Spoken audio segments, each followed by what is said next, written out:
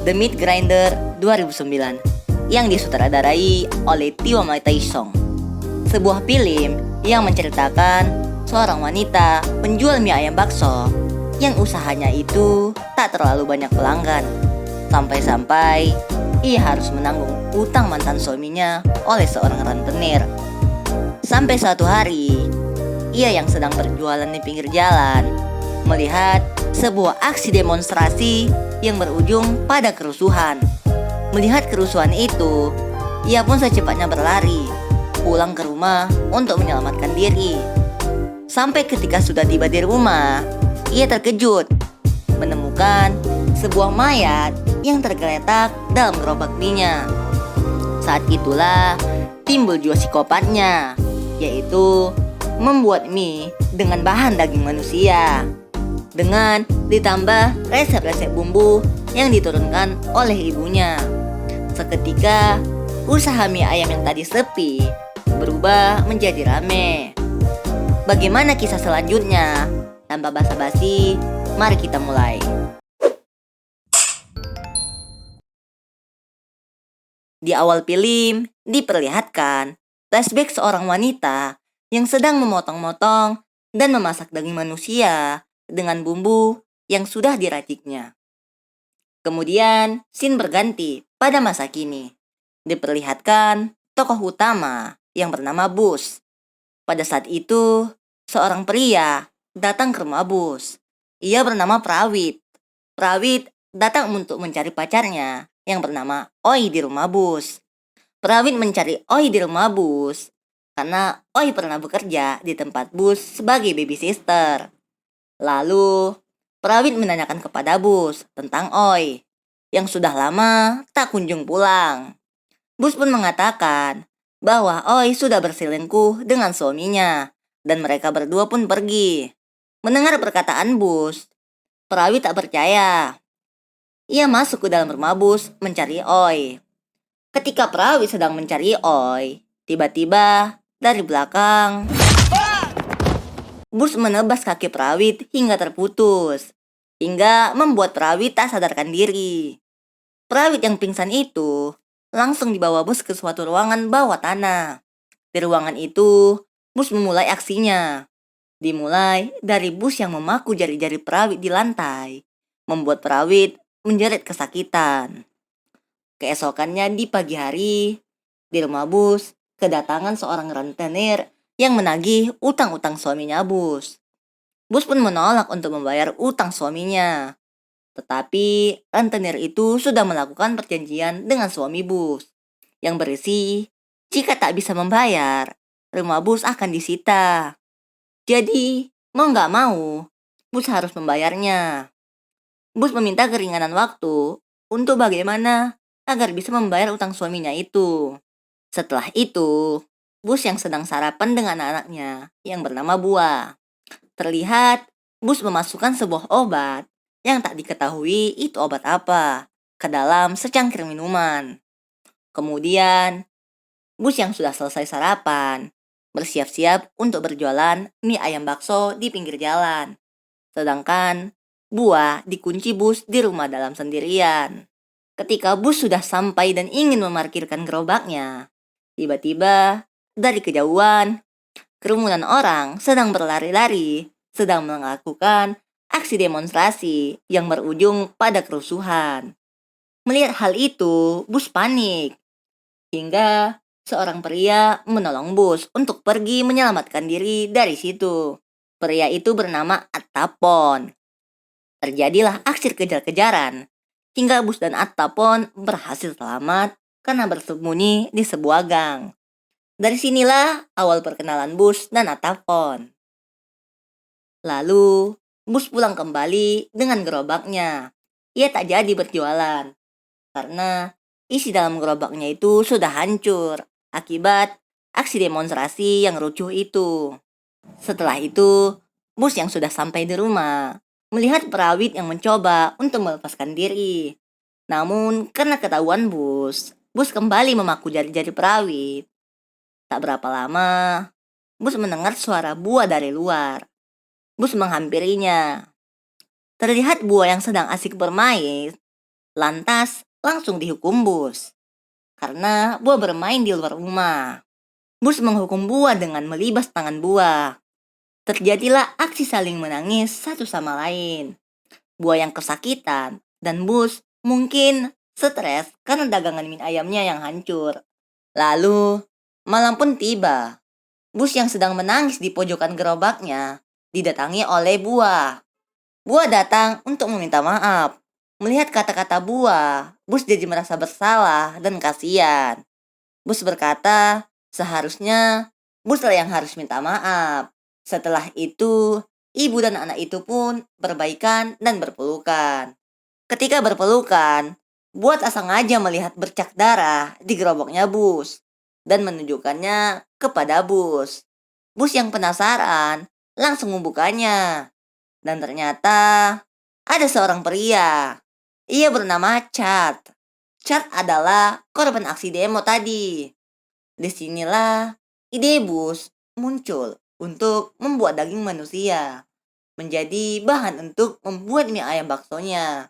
Kemungkinan bus melakukan itu karena sudah tak punya duit untuk membeli bahan untuk dagangan mie ayamnya. Dan seketika pria itu pun langsung tewas.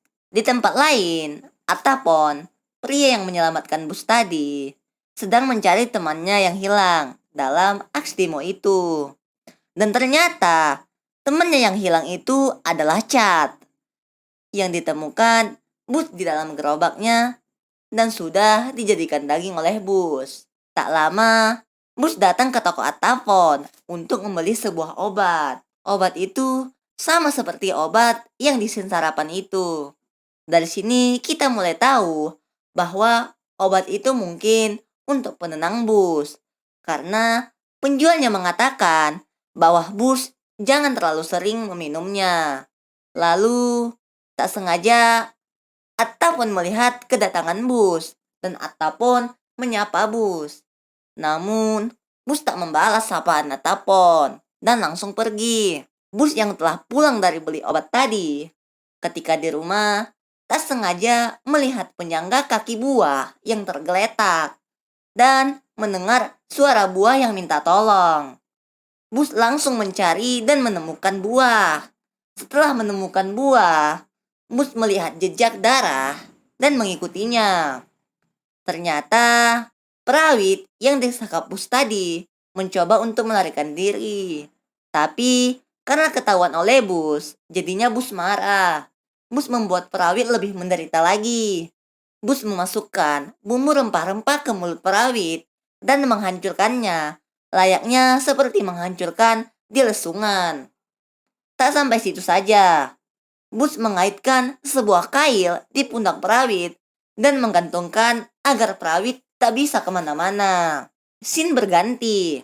Keesokannya, terlihat bus yang sedang menyajikan mie ayam bakso kepada para pelanggannya. Ternyata, bus sudah membuka restoran kecil-kecilan. Ketika bus sedang membuka dandang, tiba-tiba kepala manusia muncul dari dalam dandang itu.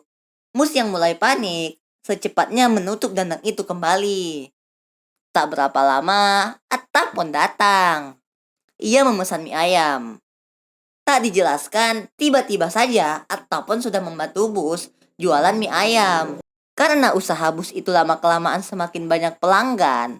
Tiap hari, bus dan Atta pun bekerja bersama. Tanpa mereka sadari, antara bus dan Atta pun mulai timbul benih-benih cinta. Kemudian ketika di pasar, di depan papan foto orang hilang, Atapon menceritakan bahwa Atapon sedang mencari temannya yang hilang pada aksi demonstrasi itu. Yang tak lain itu adalah Chad. Bus yang mendengar itu seolah-olah pura-pura tak tahu. Padahal ia sudah menjadikan Chad menjadi daging mie ayamnya. Malam pun tiba. Ketika bus sedang asik membersihkan gerobaknya, ia kedatangan rentenir itu lagi. Rentenir itu datang karena mendengar bahwa bus sudah membuka restoran dan ramai pelanggan. Rentenir itu pikir bus pasti banyak duit.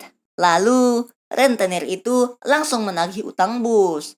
Bus meminta sedikit waktu, tapi rentenir itu menolak dengan perkataan yang membuat Bus marah.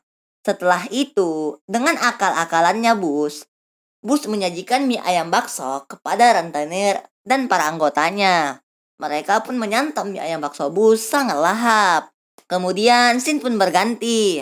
Atta pun sedang lari terburu-buru masuk rumah dan menguncinya. Dalam sudah ada ibunya Chad yang menanti kabar anaknya itu. Atta pun menceritakan bahwa ia sudah mencari Chad berhari-hari, menempelkan poster orang hilang di mana-mana. Namun, nihil. Hingga suatu ketika, Atta pun merasa sedang diawasi oleh polisi. Dan Atta pun yakin bahwa jika Chad tak bisa ditemukan, berarti Chad sudah ditangkap polisi atau sudah dibunuh. Sebab itulah, Atta pun menutup pintunya itu dengan cepat. Pagi harinya, Atta pun datang ke rumah Bus. Ketika Bus membukakan pintu, Atta pun masuk. Atta pun melihat restoran Bus sudah berantakan. Atta pun menanyakan apa yang terjadi pada Bus. Bus menunjukkan luka di bibir dan di tangannya, seolah dia yang sedang disakiti. Ternyata kejadian yang sebenarnya, flashback malam itu, rentenir dan para anggotanya menyantap mie ayam itu dengan lahap. Tiba-tiba dari belakang, Bus menggorok leher rentenir itu dan kemudian membantai semua para anggota rentenir itu yang tersisa hingga mereka semua tewas. Seperti biasa, Bus membawa korbannya ke ruang bawah dan mengeksekusi dengan cara memotong korbannya lalu dimasak. Scene pun berganti lagi. Terlihat Atapon sedang duduk. Ternyata ia baru saja selesai mantap-mantap dengan Bus.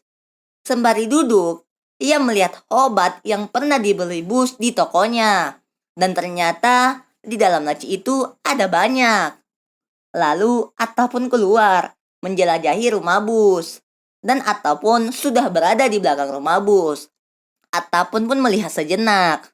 Ketika hendak balik, terdengar suara yang membuat Atta pun menuju ke sumber suara itu. Ketika melihat sebuah gentong, Atta pun penasaran dan membuka, dan di dalam itu ada mayat. Ketepatan Bus datang dan Atta pun menanyakan siapa itu. Bus hanya mengatakan Buah sedang sakit, lalu menangis histeris. Kembali lagi ke flashback. Ternyata Buah sudah mati. Dan yang selalu bersama Bus hanya boneka Buah yang dihayalkan Bus. Bus menganggap anaknya itu masih hidup karena tak terima mati. Dan lebih mirisnya, Buah mati karena disebabkan oleh ayahnya sendiri. Pada saat itu, Buah mengintip ayahnya atau suaminya Bus yang sedang mantap-mantap dengan Oi, pacarnya Perawit yang disekap Bus di awal film tadi. Buah yang mengintip itu ketahuan oleh ayahnya dan Oi. Mungkin karena takut, Buah mengatakan perselingkuhannya dengan Oi.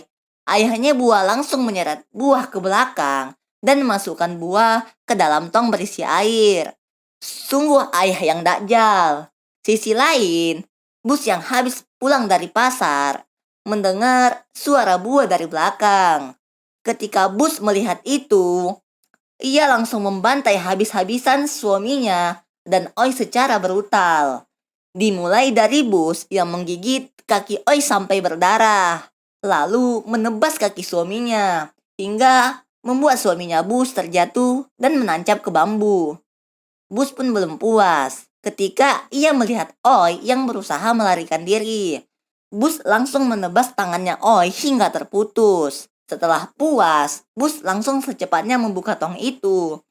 Dan Buah sudah tewas, habisan napas. Scene pun berganti lagi pada masa kini. Di kantor polisi, ataupun menceritakan kejadian yang dilihatnya semalam. Ketika giliran Bus diinterogasi, Bus hanya terdiam saja, termenung, dan kadang-kadang meneteskan air mata. Sampai-sampai ia menggaruk kuku tangannya hingga berdarah. Karena Bus hanya terdiam saja, polisi kesusahan mendapatkan info dari Bus. Polisi merasa Bus sudah gila.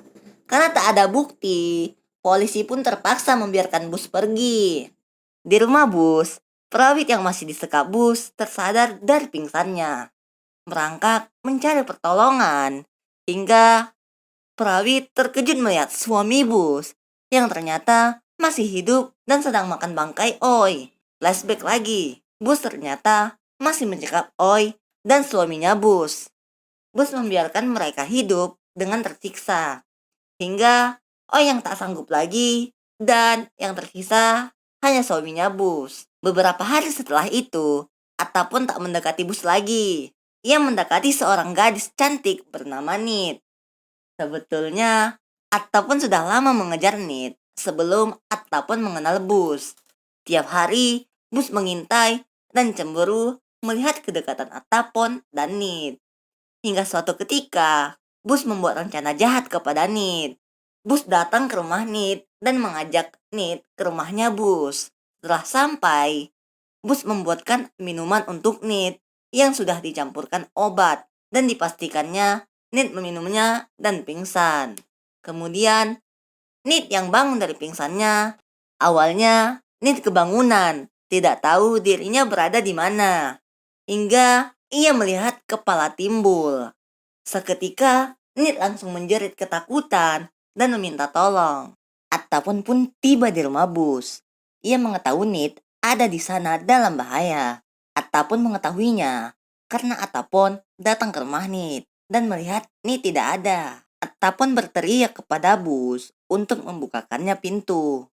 Bus pun membukakannya. Atapon langsung menanyakan keberadaan Nit. Bus mengalihkan topik dan Atapon tak melihat Nit di sana. Atapon terpercaya pada Bus dan terduduk di sana. Kemudian, Bus yang meninggalkan Atapon di atas ke bawah untuk mengecek Nit. Ternyata Nit sudah kabur. Bus mencari-cari Nit sampai tiba dari belakang. Nit berusaha menorong Bus ke bak itu. Namun karena Bus yang sudah berpengalaman, jadinya gagal. Terjadilah aksi kejar-kejaran antar mereka. Ketika Nit sedikit lagi berhasil keluar dengan menaiki tangga, tiba-tiba kakinya disayat oleh Bus hingga membuat Nit terjatuh dan tertangkap lagi. Di sisi lain, Ataupun yang masih duduk di restoran Bus tak sengaja melihat tas Nit. Ataupun curiga. Ia langsung ke bawah ruangan itu dan melihat Bus yang ingin mengeksekusi Nit ataupun mengancam Bus dengan pisau. Bus pun tak menghiraukannya. Akhirnya dengan terpaksa, Ataupun berusaha mengambil palu dari tangan Bus dan berhasil menyelamatkan Nit. Bus yang di pojokan melihat perhatian Ataupun kepada Nit. Bus menangis dan pergi berlari. Sedangkan Nit yang berhasil diselamatkan malah menuduh Atapon ikut bersekongkol dengan Bus. Kemudian terlihat Bus sedang berlari-lari membawa pisau dengan dipenuhi darah. Warga melihat itu merasa takut. Bus pun terus berjalan. Ia selalu diganggu dengan bisikan anak kecil, yang itu hanya halusinasinya saja. Bus yang terus berjalan tanpa arah tujuan dan sedang berada di rel kereta api. Ia mengingat semua masa lalunya yang kelam dan menderita.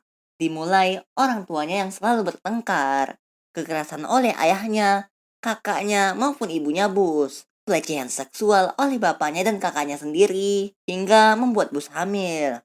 Nggak sampai situ aja, suami Bus yang selingkuh, ditambah lagi anaknya yang Bus, yaitu Bua, dibunuh oleh suaminya sendiri. Lengkaplah penderitaan Bus. Itulah yang menyebabkan karakter Bus menjadi seorang psikopat. Dan ternyata, ibu Bus juga seorang psikopat. Ia telah membunuh ayahnya Bus dan memasaknya. Mungkin latar belakang Bus yang suram ini membentuk karakter Bus yang introvert, tertutup, suka berhalusinasi, dan psikopat. Sebetulnya, di sini saya merasa kasihan dengan Bus karena mempunyai latar belakang sangat suram. Bus pun yang terus berjalan, akhirnya berhenti di sebuah jembatan. Bus berhalusinasi melihat anaknya mengambang di air. Namun, Bus pun tersadar. Kemudian, Atta pun yang mengikuti Bus dari belakang. mulai mendekati bus untuk menyadarkan bus. Namun, tiba-tiba bisikan tadi muncul, menyuruh bus untuk membunuh Atapon. Bus berusaha untuk menahan bisikan itu, hingga ia tak kuat lagi menahannya, dan mengatakan untuk bus bunuh diri. Akhirnya, bus terjun melompat ke bawah jembatan. Polisi pun langsung datang untuk menyelamatkan bus. Namun, hingga pencarian di malam hari, bus tak ditemukan. Karena bus tak ditemukan, Ataponlah yang menjadi tersangka. Karena dari beberapa bukti, Atapon ikut terlibat. Sampai Nit juga menjadi saksi, menuduh Atapon juga terlibat. Padahal, Atapon tak terlibat sama sekali. Dan Atapon juga baru tahu. Saya melihat Nit yang ikutan jadi saksi tak tahu diuntung, malah menuduh Atapon dan membuat Atapon semakin berat. Di akhir film, ternyata bus masih hidup. Ia berhasil selamat. Bus ke rumahnya dan sampai di ruangan bawah dan berhalusinasi melihat ibunya sedang memotong daging manusia. Dan ibunya tersenyum pada seorang anak kecil yang tak lain anak kecil itu bus pada waktu kecil. Dan cerita pun selesai. Itulah rangkuman alur film The Meat Grinder 2009. Jika ada kekurangan, saya mohon maaf. Semoga kedepannya bisa lebih baik lagi. Dan jika kalian suka, moganya untuk mengklik tombol subscribe, like, dan komen. Cukup sekian dan terima kasih.